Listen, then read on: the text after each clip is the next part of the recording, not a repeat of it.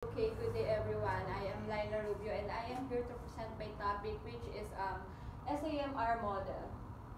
So, the first one is substitution, second augmentation, and third modification, and the last is redefinition. Okay, ito ang learning goals natin. First one is understand what the SAMR model is. Second, identify lessons for each level of the model. The third one is examine ways in which you can use the model to better use technology in your classroom. Okay, sino nga ba muna ang nag-invento ng SAMR model? So, the SAMR model was created by world-renowned technology and education expert none other than Dr. Ruben Fuentetura in 2010.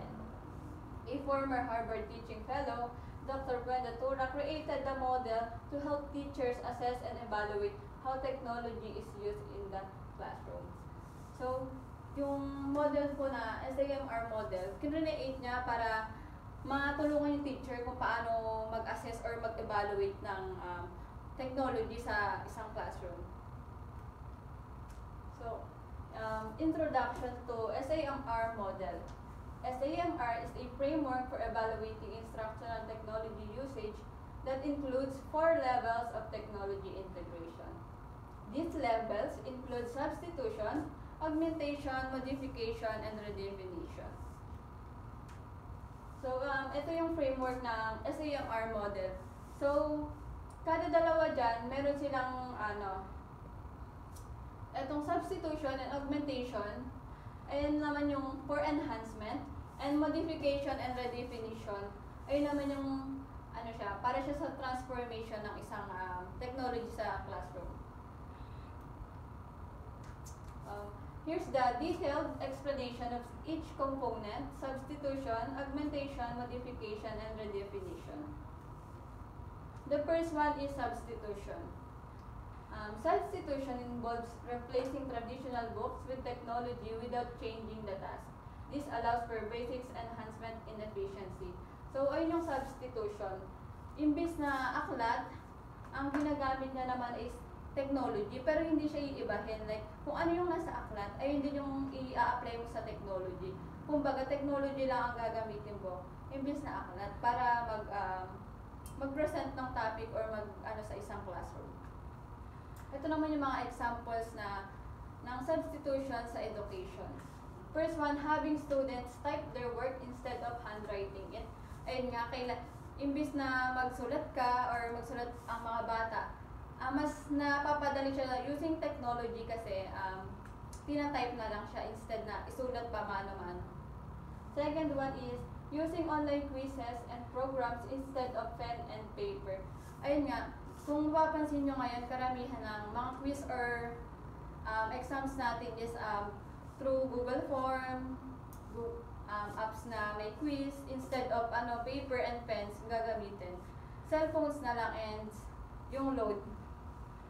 Third one is uploading a worksheet in PDF for students access as opposed to photocopying.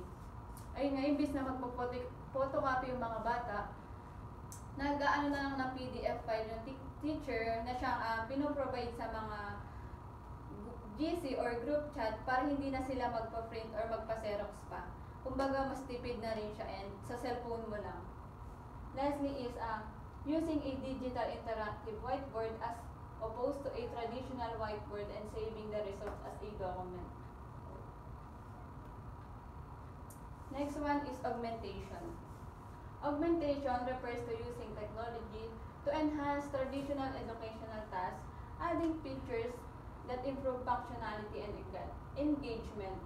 Ayun naman po yung augmentation naman, ayun naman yung klase ng pag-use ng isang technology na siyang nag-e-enhance sa mga educational tasks just like group projects and kung ano pa yung mga kailangan ng improvement through technology na tayo. Ito yung examples niya. Number 1, students give more informative and engaging oral presentation accompanied by a PowerPoint or Prezi containing multimedia elements.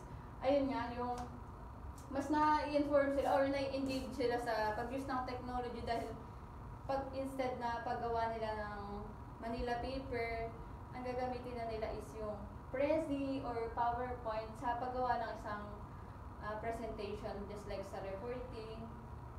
Next is students use the internet to independently research a topic as opposed to relying on teacher input. So, ayun nga, ang augmentation, kumbaga nai-use na ng estudyante yung internet imbis na hintayin pa yung ibibigay ng teachers. Kumbaga sila sa sarili nila, makakapag-search nila nang hindi na naghihintay sa mga profs or teachers para ilahad sa kanila yung topic or something na hindi nila alam. The third one is teachers' instruction is supplemented with a video that clarifies a particularly hard to explain to concept. Ayun, parang natutulungan niya yung teacher na mag-explain or something na ipaliwanag yung sobrang hirap ipaliwanag na makakatulong technology sa teacher na mapadali yung mga bagay-bagay. The third one is modification. Modification involves significant task redesign where technology enables new tasks that were previously inconceivable in a traditional framework. Ay nga, yung modification daw dito yung, siya naman yung parang nagre-redesign ng isang topic or papagandahin niya, mag-add siya ng something na elements or design. Ito yung mga examples niya. Students produce podcasts summarizing a topic which can then be accessed by other students as a revision source. Next one is students create an informative video presentation in place of a standard oral presentation.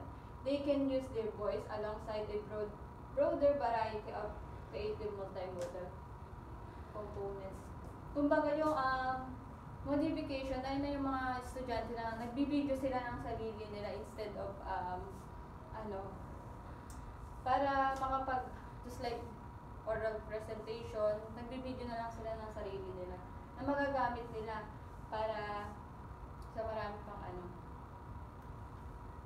Lastly is redefinition. The most sophisticated stage of SAMR, redefinition sees you using technology to make entirely new learning opportunities possible. Just like, ang sabi nga dyan, sino yung pinaka-sophisticated na stage of SAMR model? Redefinition. Ayun yung parang magkakaroon na ng possibilities na may magandang mangyayari through technology or opportunities na magiging posible through technology. Ang example dyan is connecting your students with other people around the world as the part of learning journey. Second is having students publish their work online where it can be viewed by peers and broader community. And yung sa second one na yun, pwede dyan yung Google site kasi once na pinablish mo siya, makikita na siya doon na mga tao or yung mga tao na inassign mo na kung sino lang makakita. Halimbawa yung sa BPSU only, Peninsularis only, gano'n. Third is recording students as they deliver a presentation or practice a physical skill, then using this recording to prompt students' reflection. Lastly is experimenting with tasks that use extensive multimodal elements. Example, producing documentaries or short films, web page, print documents with creative layouts. Yan. Yung conclusion natin yan is, in conclusion, the SAMR model provides a valuable framework for educators to integrate technology into their teaching and learning practices effectively.